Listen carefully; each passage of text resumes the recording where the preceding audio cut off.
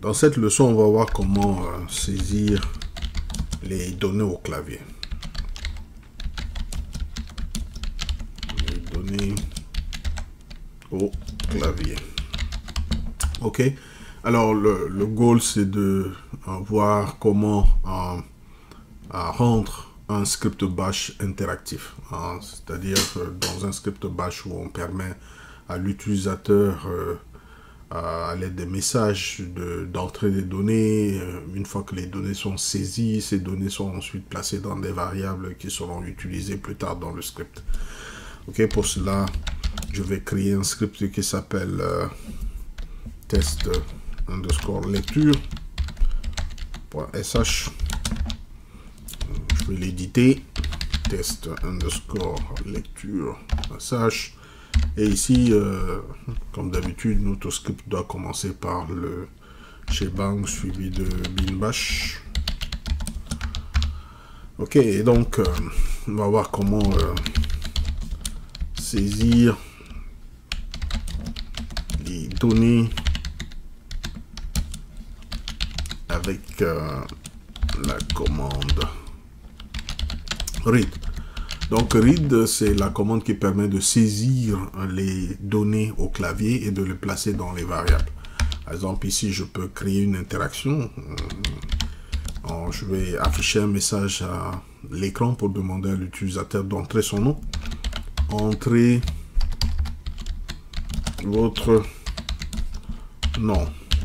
OK? Et puis, je mets comme ça point d'interrogation. Ensuite, j'appelle la fonction read pour lire la donnée saisie, la placer dans une variable que j'appelle ensuite nom. Que vous voyez, read va lire, récupère l'information, saisie par l'utilisateur, le placer dans la variable nom, que je pourrais ensuite utiliser. Je vais afficher la variable lu en faisant quelque chose comme ça. Salut. Et donc, je vais en fait saluer la personne dont le nom a été saisi en faisant salut. Comme ça, suivi de $non. Ok, et donc on va tester le script. Donc ici, ce que je vais faire, je vais d'abord donner la permission d'exécution au script. U+X suivi de test lecture. Et ensuite, je vais exécuter le script pour qu'on voie. Vous voyez, il me demande mon nom. Alors ça, c'est l'interactivité. J'ai donné mon nom et il me dit salut Eugène. Ok. Alors ensuite, on va voir que read permet aussi d'afficher des messages à l'écran au travers de ce qu'on appelle un prompt. Et donc on peut faire quelque chose comme ça. Au lieu d'utiliser deux instructions séparées pour dire écho entre votre nom et ensuite lire le nom dans une variable, on peut le faire en une seule instruction comme suit. Donc je vais dire read -p ou -p, p qui veut dire en anglais prompt, ça permet d'afficher un message à l'écran. Donc vous voyez que read permet aussi d'afficher un message à l'écran. Je vais mettre quel est votre âge. Je vais demander l'âge de l'utilisateur et ensuite je vais placer ce qui a été lu dans une variable âge. Et donc vous voyez qu'ici je peux donc passer la variable directement à read.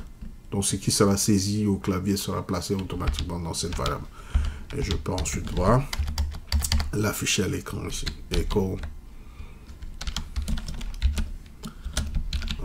Comme ça.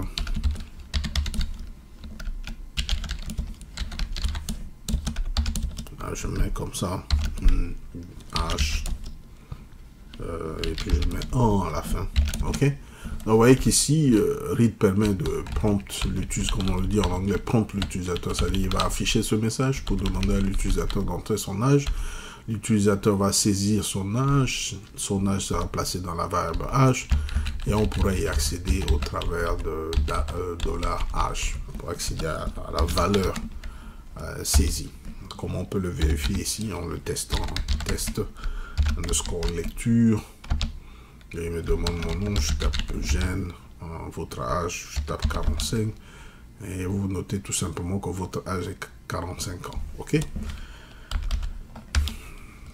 Alors, On peut aussi lire plusieurs données et les placer dans plusieurs variables différentes, comme ici, hein, avec read. On peut dire read, -p. Et donc ici, je vais dire entrée,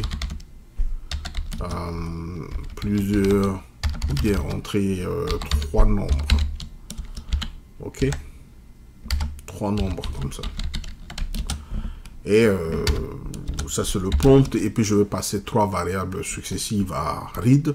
Comme ça, num1, suivi de num2 et num3. Donc ce que je suis en train de faire, c'est de demander à l'utilisateur d'entrer 3 nombres. Si l'utilisateur saisit les 3 nombres sont placés dans 3 variables séparées. Le premier nombre est placé dans num1, le deuxième nombre est placé dans num2 et le troisième nombre est placé dans num3. Alors, pour lire les données de la première variable, vous tapez les données de la première variable et vous pressez sur la touche espace. Ensuite, vous lisez les données de la deuxième variable, vous pressez espace. Et pour la dernière variable, vous tapez les données de la dernière variable et vous pressez entrée. Ok. Donc, ensuite, on va venir ici et dire echo, voici les nombres, comme ça, les nombres. Et donc, on va afficher ces nombres-là une à une en passant leur valeur ici à echo. Num 1, ensuite $num2, ensuite $num3. Ok. Alors donc, on va le vérifier en exécutant le script. Test de lecture. Alors, je vais entrer mon mot, chaîne, mon âge, ok. Ensuite, il me demande d'entrer 3 nombres. Je vais taper 12, 15 et 10. Alors, vous voyez, il me dit 12, 15 et 10. Il les a réaffichés. Alors, comme vous l'avez noté, j'ai tapé 12, j'ai pressé espace, j'ai tapé 15, j'ai pressé espace, et pour le dernier nombre, j'ai juste pressé entrée. Ok? Donc, voilà comment vous pouvez saisir plusieurs données au clavier et les placer dans plusieurs variables en même temps, avec la commande read. Alors, on peut aussi, pour les données sensibles, par exemple, dire à read de cacher, si vous voulez, les données qui sont saisies, en utilisant l'option S, par exemple, dans le cas de la saisie des données telles que les mots de passe, etc. On va voir un exemple ici. Par exemple, on peut dire read -p, on va dire entrée votre mot de passe. Ok, donc je vais demander à l'utilisateur d'entrer son mot de passe ici, et comme le mot de passe est sensible, je vais utiliser l'option S pour dire que je suis en train de lire en mode sécure. Sécure qui veut dire mode sécurisé, et je vais passer la variable dans laquelle il faudra placer ces données-là. Alors, ce que fait l'option S, c'est qu'il va tout simplement cacher le mot de passe qui sera tapé à l'écran. Donc, celui qui est en face de l'écran ne peut pas voir le mot de passe. Celui qui est en train de taper sait exactement qu'est-ce qu'il est en train de taper. Ok, donc ici, je vais passer la variable mot de passe à read. Et ensuite, on pourra faire echo pour mettre un espace. Et ensuite, je vais faire echo.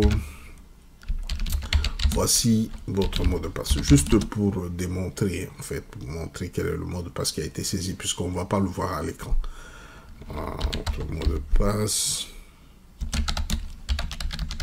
Et je mets ici $, ici mot de passe. Mot de passe avec des underscores au milieu. Ok, on va faire la démonstration ici. Donc, si j'exécute le script, je fais test, underscore lecture, je me demande mon nom, gène, âge, entre 3 nombres, 12, espace 15, espace 25, entrée. Il me demande maintenant mon mot de passe, je vais taper juste Red Hat, R-E-D-H-E-T.